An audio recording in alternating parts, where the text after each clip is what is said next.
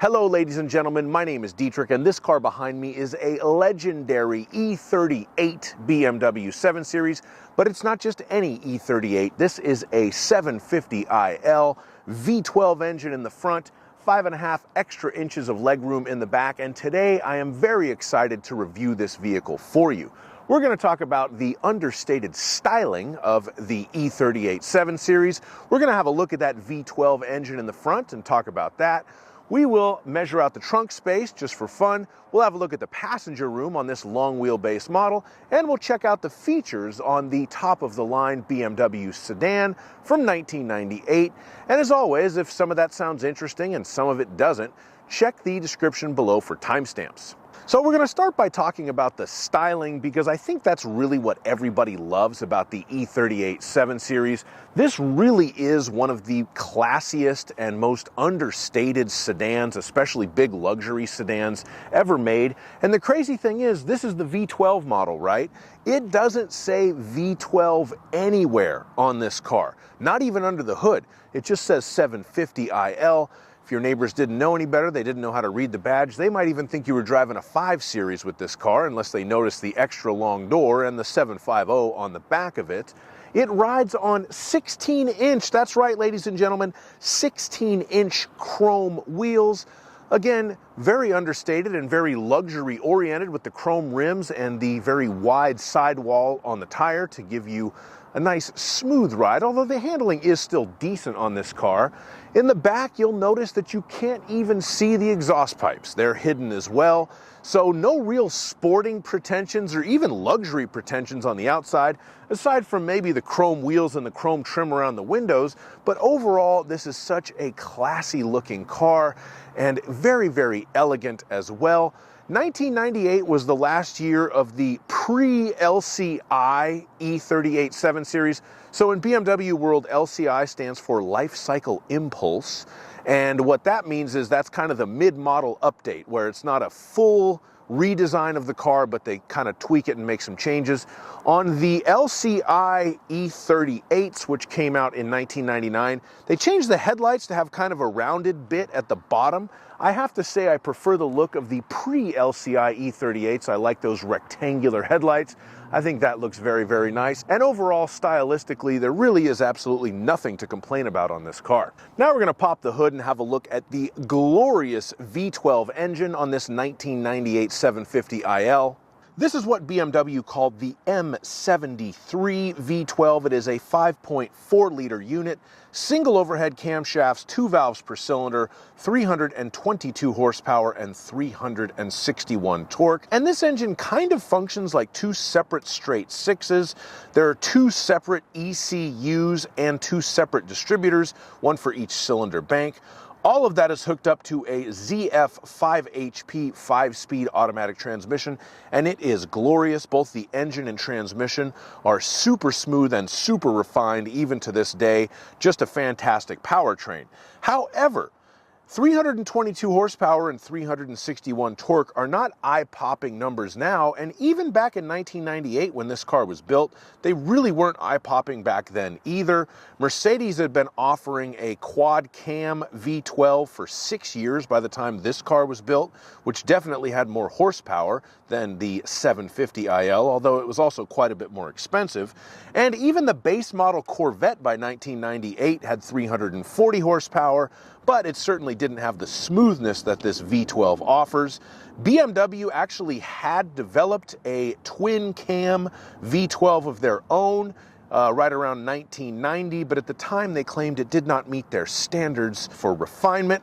They would eventually go dual overhead cam V12 on the N73 engine for the E35 760 models. Okay, just for fun, we're going to measure out the trunk in this 750. So we're going to get old school and open it by sticking the key in, get the laser tape measure and do just that. I will note straight off, we do have instructions from BMW on how to put 4 sets of golf clubs in here. So we got that going for us. The length of the trunk in this vehicle, from the bottom of the back seat to the rear portion of the trunk, 3 feet and 8 inches.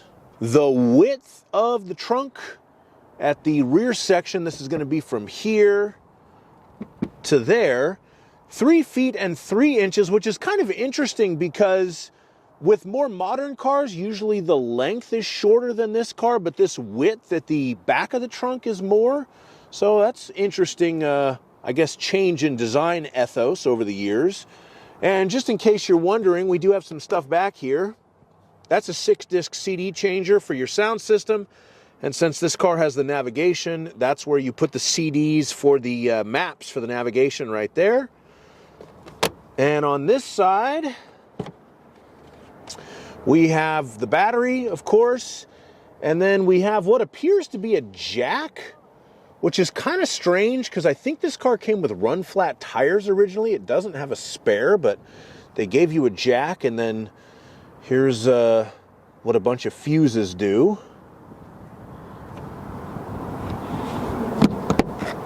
The minimum width at the rearmost portion of the trunk is 2 feet and 11 inches. The overall height of the interior of the trunk is 1 foot and 7 inches. And I will note that it looks pretty uniform in finish, but it seems like it's just primered metal up there. We do have a light that's kind of fallen out, but it still works. And if you need to lift something into the back of your 1998 750, you're going to lift it 2 feet and 7 inches off of the ground. You'll also note that there is a ski pass-through right there. We can't fold the back seats all the way down, but we can put skis. But I'm not going to demonstrate how the ski bag works, because it's literally a bag that you take out and then there's instructions to put back in, and I'm not doing all that. And when you close the trunk, it is self-closing, so that is the trunk space in an old 750. Now we're going to get to the fun part. We're going to have a look at the passenger space on this long wheelbase E38. I'm 6'5", so let's see how this works.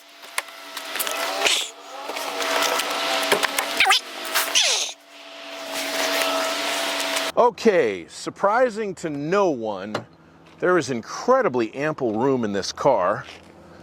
If I sit in the front, I got enough headroom, I got enough knee room. I'm not even really sitting that upright. And then if I get in the back, somehow even better. Whew, so much room. Oh, I'm leaning back. We do have some power seat apparatus here. Oh, I can lean it back even more. Oh, how nice it is. And I can adjust my lumbar support here as well. Oh, yeah. And then let's see. We have heated rear seats. Do these work? I don't know. Maybe they don't work, or maybe the light's burned out. Anyway, it had heated rear seats.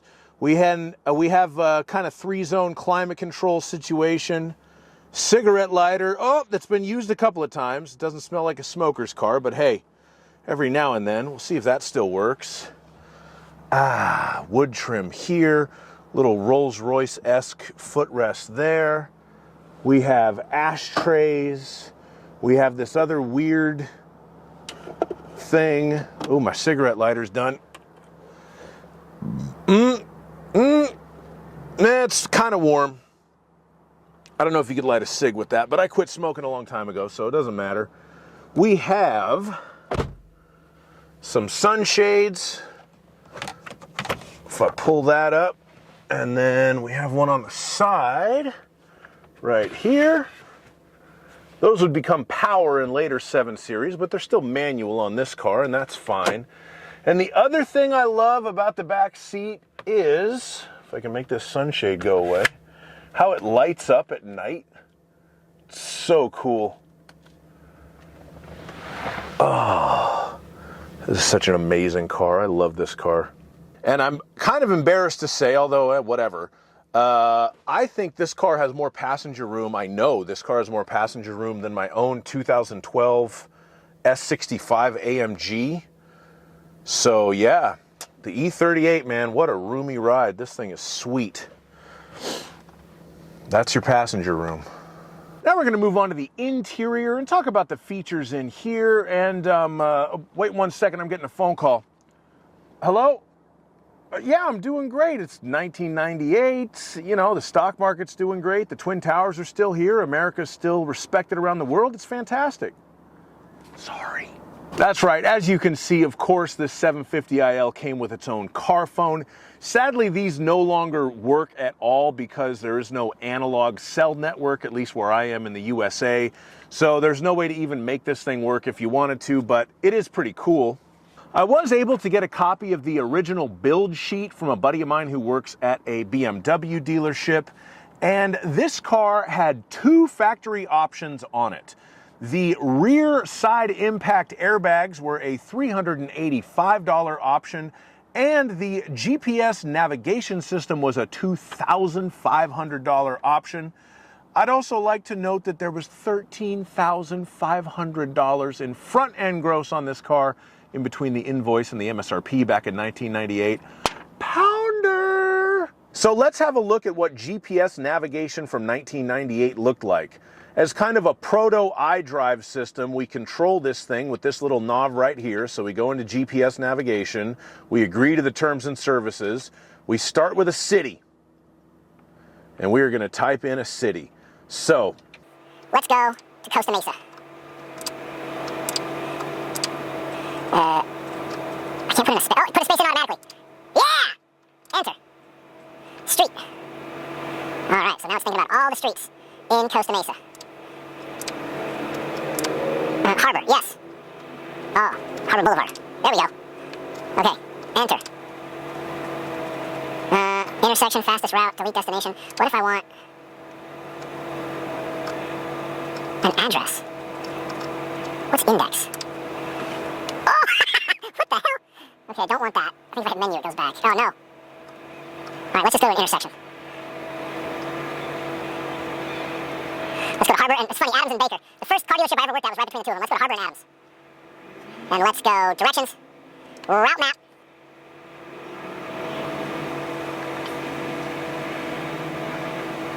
I have a feeling you're watching this. There we go. Oh, look at it, figure it out. all right, so that was navigation. That was a $2,500 option back in 1998. That screen is also where you could control your music. You can listen to FM radio, you can listen to AM radio, and it also has a cassette player, which doesn't work in this car, and the aforementioned CD changer. For some of the fancy stuff in this car, we do have EDC, which is electronic damper control. That is kind of the adaptive suspension, and you can put that in a sport mode. You have dynamic stability control, which is an anti-skid system, which is standard on all new vehicles sold in the US now and has been for quite a few years, but it was a relatively exotic thing on a car in 1998. Of course, it was standard on a 750IL. We have heated seats in the front, although not cooling seats, it should be mentioned. You also have dual zone automatic climate control, and you can set separate temperatures and separate fan speeds for the driver and the passenger. BMWs of this era also came with this funny little thing. So what this does is it changes if you're getting warm air or cool air out of these top vents, which is kind of weird because you'd think you could adjust that with the dual zone climate control down here, which you can, but then regardless of what you have that set at, if you want warm air or cool air coming out of here, you can change it with that dial. They don't put that in newer BMWs, and I kind of understand why, because it's a weird situation. The steering wheel is heated as well, and it also has power adjustment for the tilt and telescope. Xenon headlights were standard, which again was kind of an exotic thing in 1998. And you also have fog lights that you can turn on either with the low beam headlights or with the running lights, the parking lights. I like that a lot because I love that look. However, the weird thing is the headlights do not automatically go off when you turn the car off. It just beeps at you to tell you to turn the headlights off. That's a little bit strange for such a high-end car in 1998. The mobile phone does limit storage in the center console. There's not a ton of it in there, but you do have some very, very handy storage pockets in the side of the doors. You can fit all sorts of interesting things in there, and one of the storage pockets is kind of open and the other one is closed, so you can keep more secretive stuff in there. And you have an additional very nice and secretive storage pocket in the back seat and the armrest there. So obviously BMW meant for this to be a very functional and adaptable interior depending on who was driving or being driven in the car. The glove box is also pretty trick. It drops down and you can see that you have very good access to it. It kind of sways on these cables and then you put it back up into place. That's kind of a unique thing for a glove box. I haven't really seen that in any other cars, but that's cool. BMW must have expected this thing to throw a lot of check engine lights because they put the OBD2 port right up front, right below the heated seat on the driver's side. So that's very, very accessible. And of course you have a power sunshade in the rear to complement the manual sunshades, just so your people riding in the back seat can have privacy when they're doing whatever it is that they're doing. Thank you so much for watching my review on this E38 7 Series. This car has met and exceeded all of my expectations. I've driven a few E38 740s in the past. It's been a long time. This is the first 750 that I've driven and I absolutely loved it. I hope you enjoyed my video. If you did, please leave me a like and subscribe to my channel. I'll put a link to my point of view test drive video in the description. And as always, have a great day. Bye-bye.